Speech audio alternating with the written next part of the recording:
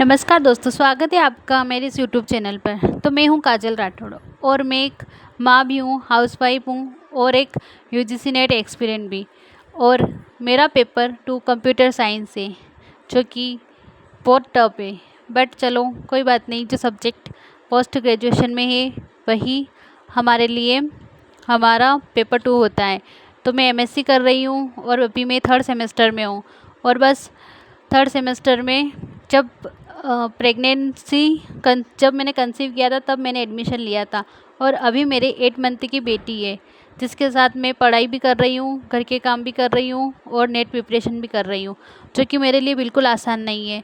इतना टफ है, इतना मुश्किल हो रहा है कि मैं बिल्कुल भी खुश नहीं हूँ। यहाँ मैं बिल्कुल डिमोटिवेट हो चुकी हूँ, क्योंकि ना मुझसे पढ़ाई हो रही है ढंग से और ना ही मैं अपना यूट्यूब का कर पा रही हूँ। कोशिश मैं दोनों में कर रही हूँ, लेकिन सफल मैं दोनों में नहीं हो पा रही हूँ। पढ़ाई करती हूँ तो मुझे इतना टाइम ये नहीं होता है कि मैं नोट्स भी बना लूँ और क्लासेस भी देख लूँ और रिवाइज़ भी कर लूँ, क्योंकि मेरी बेटी मुझे नहीं करने देती।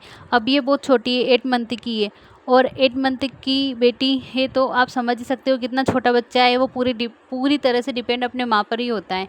फैमिली वाले सपोर्ट करते हैं, बट उसको एक टाइम पर माँ ही चाहिए होती है। तो बस मेरी सिचुएशन ऐसी है।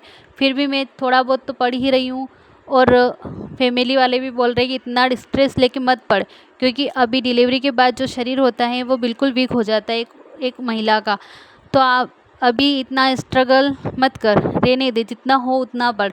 ज़रूरी नहीं है कि अभी सारा पढ़ लेना है, 1 घंटा सुबह 1 घंटा शाम ऐसे करके पढ़, नहीं तो फिर चश्मा लगा के पढ़। मेरी मम्मी मतलब सासू माँ ऐसे बोलती है, क्योंकि अभी शरीर बहुत कमज़ोर है तेरा, तू नहीं कर पाएगी। और सच में कमर दर्द होना, हाथ पैर में दर्द, लिखती हूँ तो जहाँ ट्रिप लगी है वहाँ दर्द होने लगता है।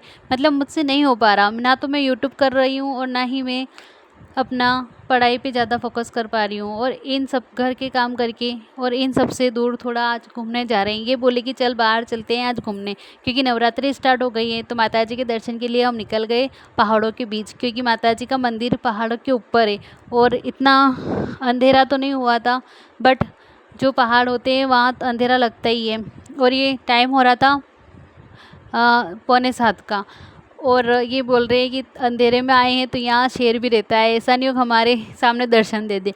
और ये आ गए माता जी के मंदिर में, जो कि बहुत ही सुंदर। और यहाँ आरती हो रही थी और ये चार लगवा रहे हैं बेटी को। और फिर घर आए तो ये देखा कि ये कुछ गिफ्ट लेकर आए हैं इनकी बिटिया रानी के लिए, और यही मैं ओपन कर रही हूँ। ये क्या है, यूनिक सा, मैंने खुद ने पहली बार देखा है ऐसी गुड़िया। तो बस मैं इनको जोड़ रही थी और इतने में ये नींद से उठ भी गई, ये देखो। और ये बैठ गई, उठ के ही देखते, थोड़ा एक्साइटमेंट हो रहा था कि मैं इसको जोड़ रही थी और ये भी देख रही थी मम्मा क्या कर रही है।